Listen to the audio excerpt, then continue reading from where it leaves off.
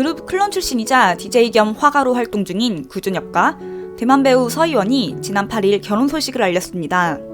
구준엽은 20년 전 사랑했던 여인과 매듭을 못 지었던 사랑을 이어가려 한다고, 서희원은 현재의 행복을 소중히 여긴다, 날 한 걸음 더 나아가게 해줘서 감사하다고 전했습니다. 두 사람은 20년 전 인연을 맺어 약 1년간 교제한 바 있습니다.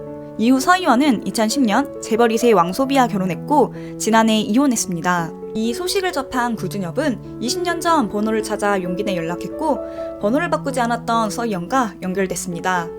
이를 계기로 두 사람은 한국과 대만에서 영상통화를 통해 감정을 교류했습니다.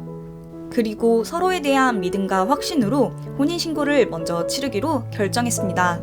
구준엽은 이미 많이 지나간 시간 더 이상 허비할 수 없어 내가 결혼을 제안했다. 서희원도 받아들이며 혼인신고만 하고 같이 살기로 했다고 밝혔습니다. 8살 연상연하 커플인 한영과 박구는 4월 말 결혼식을 올릴 예정입니다. 두 사람의 결혼 소식은 더 팩트 단독 보도를 통해 전해졌는데요. 최근 열애 사실을 인정한 한영 박군 커플은 그동안 서로 쌓아온 애정과 신뢰를 바탕으로 가족이 되기로 결심했습니다. 두 사람은 각자의 SNS를 통해 결혼 소식을 직접 전했습니다. 먼저 박군은 혼자 외롭고 쓸쓸하지 않게 좋은 사람 만나 좋은 가정 꾸리고 행복하게 살았으면 좋겠다는 팬들의 말씀들을 항상 마음에 담고 있었다며 꿈이 흔들릴 때마다 옆에서 잡아주고 위로해주던 한영씨와 예쁜 사랑을 키워나가게 됐다.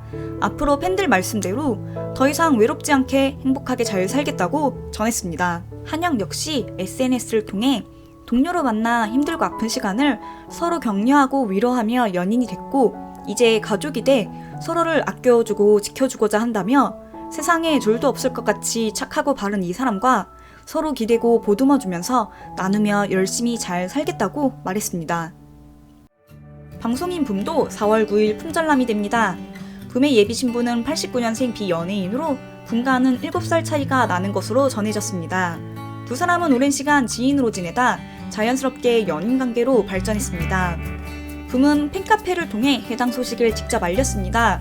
그는 평생을 서로 존중하며 함께할 소중한 인연을 만나 믿음과 사랑으로 한 가정을 이루게 됐다며 나를 아껴주는 마음처럼 기쁘고 예쁘게 응원해주고 축하해달라고 말했습니다.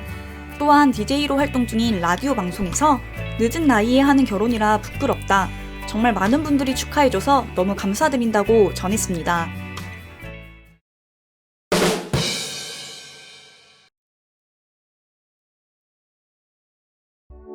그룹 티아라 효민이 축구선수 황의조와의 열애설을 뒤늦게 인정함과 동시에 결별 소식을 전했습니다.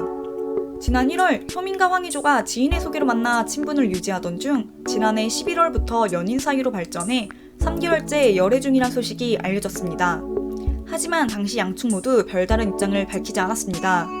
이와 관련해 효민 측은 두 사람 모두 매니지먼트 소속사가 없는 상황으로 공식적인 업무를 수행할 수 있는 사람이 없었고 그로 인해 빠르게 대응할 수 없었다고 설명했습니다.